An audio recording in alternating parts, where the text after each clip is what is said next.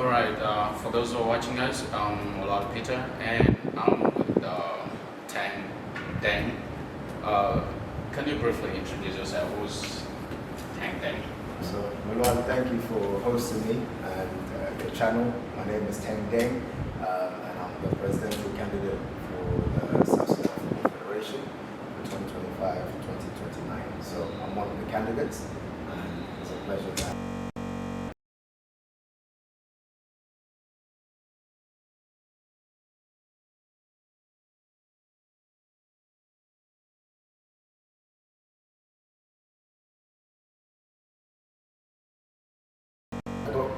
Within the clubs that I've worked with in Europe and in the US, especially the UK, I got tired of being asked the question is, why is South Sudan not doing well?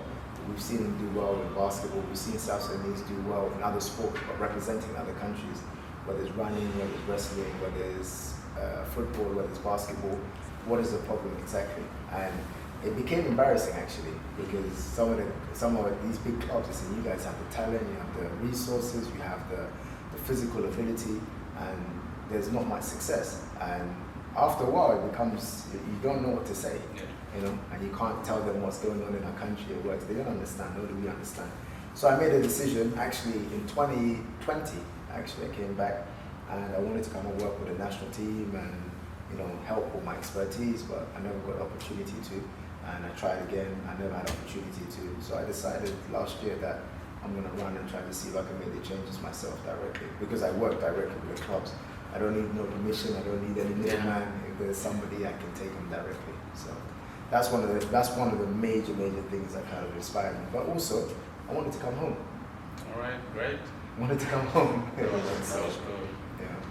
Oh, looking at the level of the South Sudan Football Federation is right now, what are some of the changes that you would like to improve, like in terms of transparency, in terms of accountability, in terms of good governance within the federation? So I think it starts from the football. I think in terms of the federation itself, you're judged purely based on the success on how you're doing, how the national team is doing. So my immediate short-term focus is that, trying to find our players that are outside of the country and the players that are within the country, and try to get a team working together, the players, the coaches, the admin and so on, so we can start having success on the field. Once we do that, then we'll start building a reputation. And then we come back home once we've had a little bit of success, and we also try to fix the issues here internally. So in terms, like you said, the transparency, I'm completely transparent. I've been open with the media from day one. I have nothing to hide. This is who I am, and I'm ready to speak to anybody. And the whole objective is just for South Sudan football to move forward. So anything I can do to make it go forward, and so we can have success, so we can also enjoy our games too. So this is one of the key things that I wanted to focus on. I understand that previously you posted a certain match on social media, and that was local football actually. And what is your plan? How do you intend to empower these young players that are at the grassroots? So I think we have a very good system of football already in our country. Like yesterday, I went to, there was a Willies versus Wood North, so I went to watch the game, and I know the Gabriel has been playing. So all the local teams have been playing against each other during this off-season. And one thing that impresses me is the number of people that come to the game. Yesterday I was there. I did not expect to have people sitting on top of cars, maybe close to 3,000 or 4,000 people at the games, because we care about football. So I think for us this is a good starting point, because now we can, when they're having these county games, this is a perfect place for us to recruit. So there's somebody who plays for Willie, somebody plays for Gabriel, somebody plays for Yambi, somebody plays for him. We find these best players. So now it's easier for us and the scouting to be able to recruit some of these players, bring them in, and maybe put them together in maybe some kind of center in order to have a better look in terms of for the national team and advertising to other countries and also other teams within South Sudan. So for me, I think the scale of fans of football is amazing. It's actually amazing. But it's now our responsibility to have a safe environment for them to be able to come and watch the games, whether we're using the stadium temporarily for these games, or if we're not using the stadium temporarily, we set up environments. Hopefully in the future, everybody can play these games in their states, and then the finals or the main guys can come to Juba and play in the national stadium. So also those guys in the region can also experience what's going on.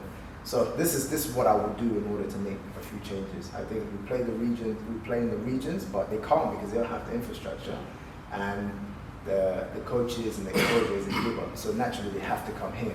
But hopefully in the future we can set up places where they can do that stuff there, and then we have the main guys, the final four, who come to Juba and demonstrate what they're able to do, and then hopefully we can find a winner. So it's a win-win for us. You know, we help them and we get players too. So. Gender equality. Yeah. How do you intend to empower women?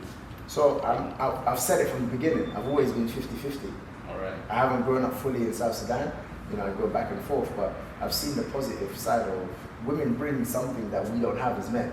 You know, sometimes we can argue about something so simple, but our ego won't allow us to work together because you want to win, I want to win. Where sometimes when you have women, they have sometimes the softer side where they can convince and allow you to see the bigger picture. So for me, it's always 50-50. You want them to, women are capable of doing everything that we're able to do. So it's let them come in, if it's on the football side, whether it's the admin side, whether it's the press side, whether it's the finance side, whether it's the coaching side. I think we just divide it up and give our women the opportunity so they can shine too. So I'm always 50-50, and then let's work together as a group. That's always been my stance. All right, before we wrap up, how do you see South Sudanese football in the next 5 years? Well, my ambition, like every person who kind of runs for this position, their ambition should be high. Like for me, it's, yes, there's the realistic side of where we are, but we can plan to get to a certain point. But I want to be like the best. I want to be the best when we go to AFCON. I want us to be the best team.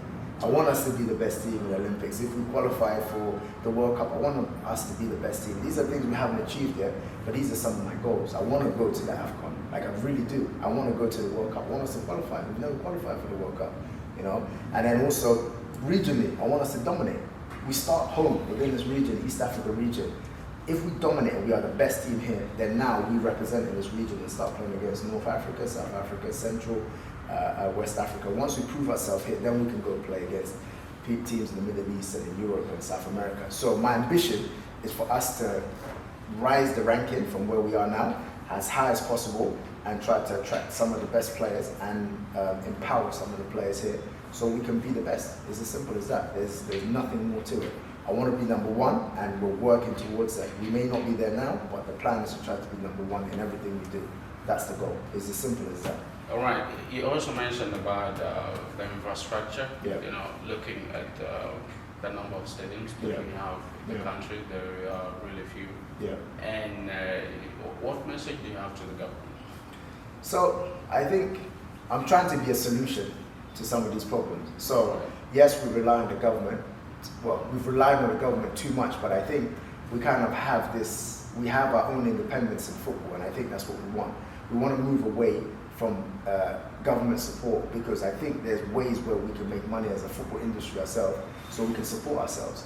Eventually, you have to leave home and be independent and keep going back to your father and your mother. This is what I class as the government. So the idea is, let us start winning. I keep going back to the winning and the players. If we start winning, we'll make money. And if we make money, we can use that money in order to build within. And once we build within, we'll be able to pay salaries, we'll be able to do this, we'll be able to build infrastructure. But if you win, you make resources. So my message is to the government, if we need other help with other governments, for example, then that's where we'll go and support. But in terms of trying to be self-sufficient, this is the goal that I'm on now. I've said before, I'm tired of begging. I don't want to be a second-class citizen. I'm not going to ask for money, especially if we know how to go to work and go and generate income for ourselves. Yeah. And then we can empower everybody within our generation, people that are younger than us, people that are older than us, so we can be self-sufficient, so we can be an asset to the country. That's the goal. So we can be an asset to the country, so we can make money. So, as a federation. So that's my message to the government. Help us when we need help with other governments, but within the football, you guide us. We'll follow the rules, but we want to be an asset to you. We don't want to be a burden. All right. Anything that I may have left out that you'd like to add? No, just my message that I've always said in every interview is, for me, it's change is coming. This is always my message. Change is coming. New generation is coming, whether it's my age or people that are younger than me. And you know, the older generation has done their part. And I've said this before, they have given us independence, but now it's our turn to kind of take that and kind of move to the next level. Those that are within that next generation, and we have the skills and ability, you know, in the whole country to be able to move forward and move things forward for not only football, but just in society in general. So trust us as your kids or your nephews or your sons and your daughters to be able to move things forward. So that's my message to the final message to them. So it's change is coming in that aspect. And the last thing is never stop dreaming. And this is all right, as you guys arrived and to this, we've come to the end of the interview. It's nice. Thank you very much. Yeah, I would like to have you next time. Thank you very much. All right.